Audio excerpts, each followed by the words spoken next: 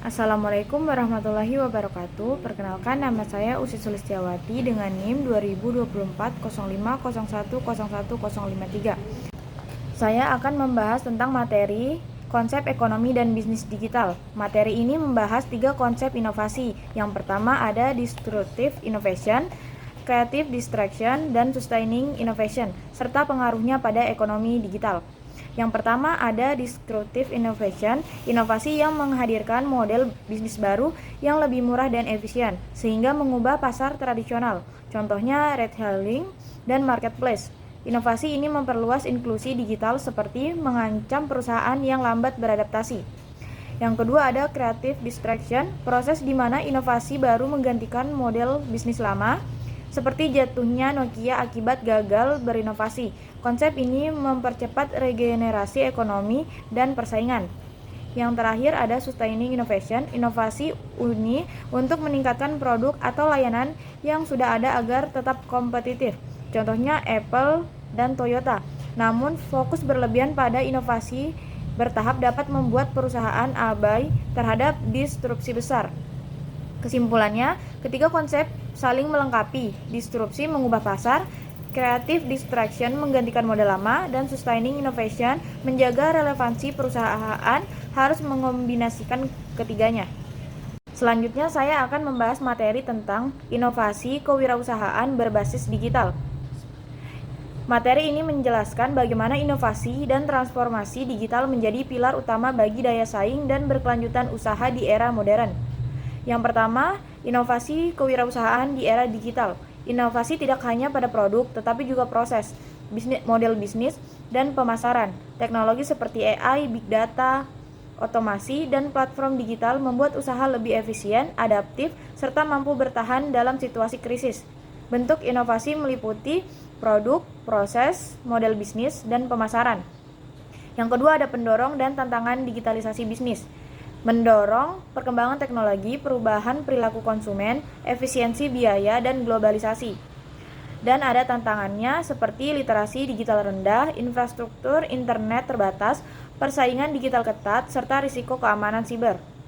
Solusi mencakup pelatihan digital, peningkatan infrastruktur, kerja sama dengan platform digital, dan penguatan keamanan data. Contohnya seperti Kopi Kenangan, sukses memanfaatkan aplikasi big data dan strategi digital sehingga berkembang pesat termasuk saat pandemi. Kesimpulannya, inovasi dan digitalisasi saling melengkapi dalam membangun usaha yang kompetitif dan berkelanjutan.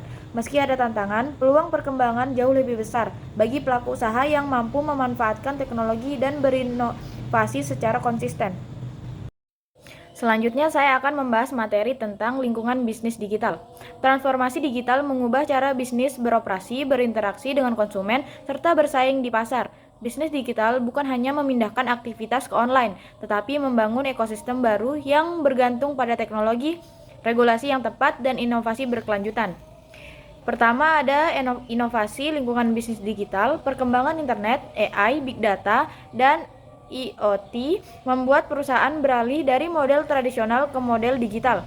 Bisnis kini memanfaatkan e-commerce, media sosial, aplikasi, dan layanan digital untuk memperluas pasar, meningkatkan efisiensi, dan memberikan pengalaman pelanggan yang lebih personal. Globalisasi juga memungkinkan bisnis skala kecil memasuki pasar internasional.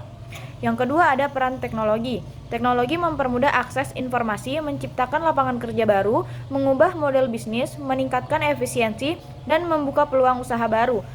Komputasi awam, AI, platform online, dan otomatisasi membantu perusahaan bekerja lebih cepat, murah, dan akurat. Yang ketiga ada regulasi dan kebijakan. Bisnis digital membutuhkan regulasi agar transaksi tetap aman dan adil. Beberapa aturan penting di Indonesia adalah Undang-Undang ITE, mengatur transaksi elektronik dan perlindungan konsumen.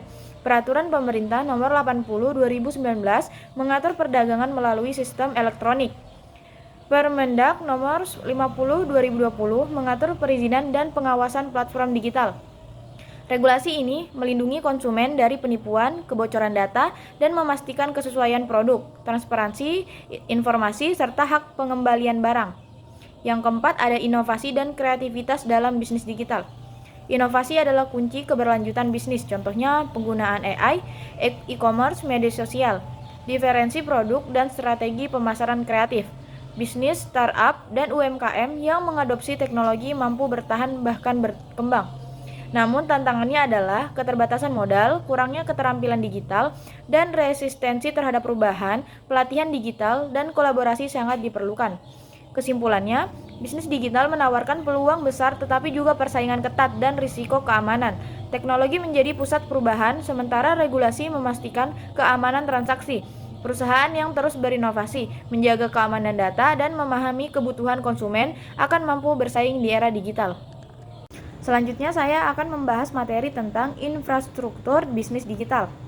Infrastruktur digital adalah fondasi teknologi yang memungkinkan perusahaan beroperasi secara efektif di era digital. Infrastruktur ini meliputi jaringan internet, hosting provider, data center, cloud computing, serta media sosial yang mendukung aktivitas bisnis online. Yang pertama ada infrastruktur digitalpreneur, merupakan fasilitas teknologi yang membantu pelaku usaha digital menjalankan bisnis secara online. Infrastruktur yang kuat membuat proses pemasaran, manajemen, layanan pelanggan, dan operasional menjadi lebih efektif dan efisien. Yang kedua ada teknologi internet. Internet menjadi tulang punggung bisnis digital karena menyediakan konektivitas cepat, mendukung kerja jarak jauh, integrasi data real time, dan penerapan teknologi modern seperti AI, IoT, dan cloud internet memungkinkan bisnis melayani pelanggan tanpa batas geografis. Yang ketiga ada hosting provider. Hosting berfungsi sebagai tempat penyimpanan website atau aplikasi agar dapat diakses online. Bentuknya meliputi shared hosting, VPS, dedicated service, dan cloud hosting. Hosting memastikan website tetap online 24/7, aman dan stabil. Keempat ada media sosial, menjadi sarana komunikasi, promosi, interaksi, dan pembentukan jaringan. Bisnis memanfaatkannya untuk membangun brand, mendekatkan diri dengan pelanggan, serta meningkatkan pemasaran secara cepat dan murah. Kesimpulannya, infrastruktur digital seperti internet, hosting, dan media sosial merupakan pilar utama dalam perkembangan bisnis digital. Infrastruktur yang baik mendukung transformasi digital, meningkatkan daya saing, memperluas pasar, dan memudahkan pelaku usaha mengembangkan bisnis secara efektif di era modern.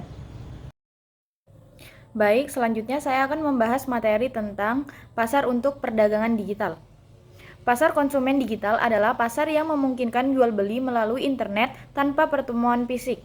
Perkembangan teknologi, internet, dan smartphone telah mengubah pola belanja masyarakat menjadi lebih cepat, praktis, dan fleksibel. Ciri-ciri utama pasar digital meliputi transparansi informasi, biaya transaksi rendah, harga fleksibel, jangkauan global, banyak pilihan produk, dapat diakses 24 jam, serta kemudahan pembayaran. Pertumbuhan e-commerce didorong oleh internet, media sosial, dan perilaku konsumen yang makin kritis dalam membandingkan harga dan membaca review. Tren belanja online mencakup penggunaan marketplace, e-wallet, pay later, serta promosi besar-besaran. Keuntungannya adalah kepraktisan, beragam produk, dan metode pembayaran yang mudah. Namun, tantangannya meliputi risiko penipuan, barang tidak sesuai, keamanan data, dan kendala pengiriman. Regulasi seperti Undang-Undang Perlindungan Konsumen, Undang-Undang ITE, dengan Peraturan Pemerintah 80/2019 diterapkan untuk mengatur perdagangan digital, meski masih banyak ada kelemahan dalam pengawasan dan penegakan hukum. Kesimpulannya, pasar konsumen digital mengubah perdagangan modern secara signifikan agar ekosistem digital aman dan berkelanjutan. Konsumen dan pelaku usaha perlu meningkatkan literasi digital, menjaga keamanan data, dan mematuhi regulasi. Mungkin itu saja pembahasan yang saya bahas. Sekian, terima kasih. Assalamualaikum warahmatullahi wabarakatuh.